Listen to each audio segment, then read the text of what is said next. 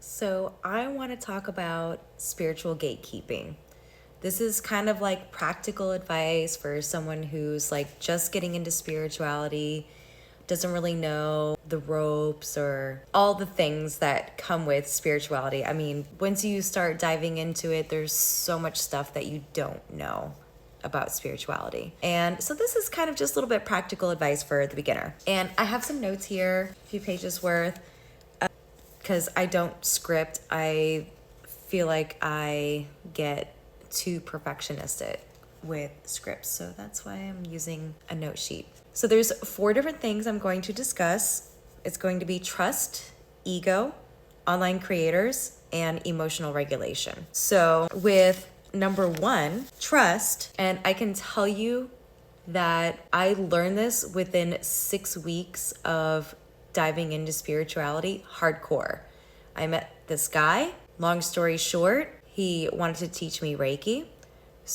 And I was very interested. And I spent 4 to 8 hours a day for 6 weeks learning about Reiki, experiencing Reiki. He was providing Reiki to me. And I was very convinced because he was so intuitive. He was so good at what he did. But, big but, trust. If your advisor leaves you hanging, don't trust them. Also, if they withhold just enough information where you can't research topics yourself, don't trust them. He did that to me. Examples. So like when they refuse to provide outlets for you to be able to gain knowledge on your own outside of their practice. And are you feeling like you are being treated as like a student, or are you being treated as a cash cow? Sadly, it's a reality. So from all of that, what I have learned is that when you have emotional self-awareness and self-worth, that is what's necessary for you to be able to walk away from that situation. I had emotional awareness and I had self-worth. That's why I was able to walk away in confidence and not doubt my decision and being like, this guy's full of shit, even though he was spot on with so much stuff. Number 2, ego / power trip. So do they treat you like you're lower than them, or do they try to make you feel like you can't do this without them? Examples. If they cannot show you reciprocal respect, they do not have your best interest in mind. Very key. Whether it's in messages and back and forth, if there's no respect, just forget it. Walk away. Don't believe anyone that tells you you can't access knowledge or talents without them. I've experienced it firsthand that I have, even though they tried to claim that I couldn't. So while there might be things out there that you can't do without other people, for the most part, you can do everything you want without them. So emotional awareness and self-worth is necessary to walk away from people like that. Online creators. Take everything you see or hear, including myself, with a grain of salt. Grow. So experiment with caution. Accept responsibility for mistakes and try to recognize the gems in each of us creators, like what we offer. So there's going to be like little diamonds that we sprinkle out to you, but everything that we give to you is not going to be like the ultimate treasure of your life. It's just a sample. You're going to take this and make it your own, okay? That's just plain and simple. You're gonna take it and make it your own, guaranteed.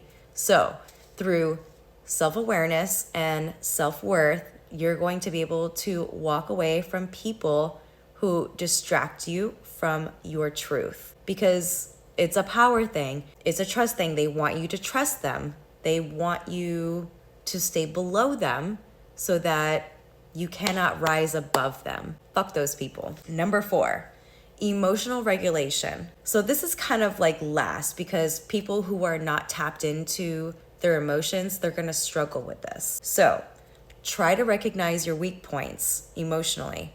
What triggers you into disharmony? Do you recognize that? And are you projecting onto other people, or do you have a sense that they're projecting onto you?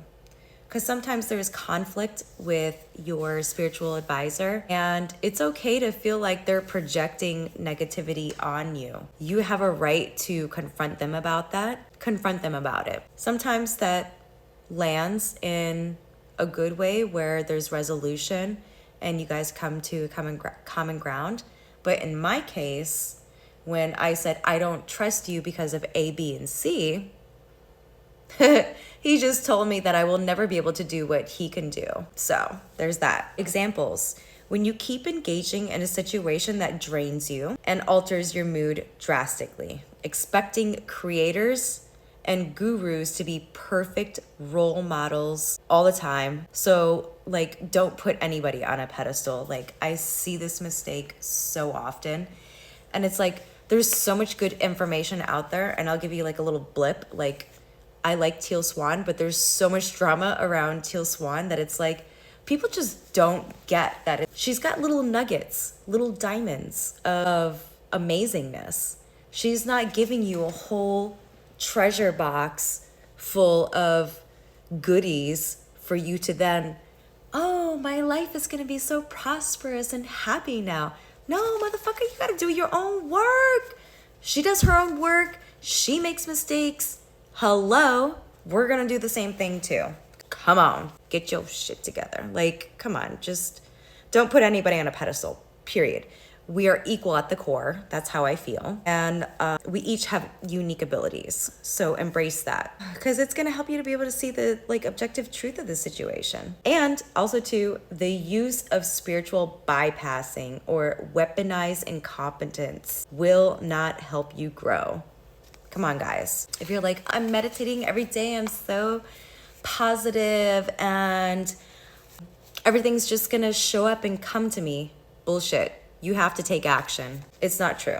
You have to take action. You can't just like lay in meditation and be like, everything fabulous is gonna come to me. It's not gonna happen. So again, emotional awareness and self-worth is gonna help you to walk away from people who deceive you in that way. So if you're feeling a plateau or block in your spiritual advisor, it's probably time for you to move on and explore other outlets to discover what your spiritual lifestyle is like. Everybody is going to have their own thing. You're going to have your own thing. Your thing is not going to be exactly like the advisor that you're following or the way of life that they are suggesting, because I was dealing with that and I have learned that it's not true. And at the end here with my notes says, give a like if this information was helpful. Comment your own story about gatekeeping, or let me know if you want to hear like my story about what it was like to deal with someone who is gatekeeping information. And follow my page for more information, spiritual topics, and meditations. Thank you. Bye.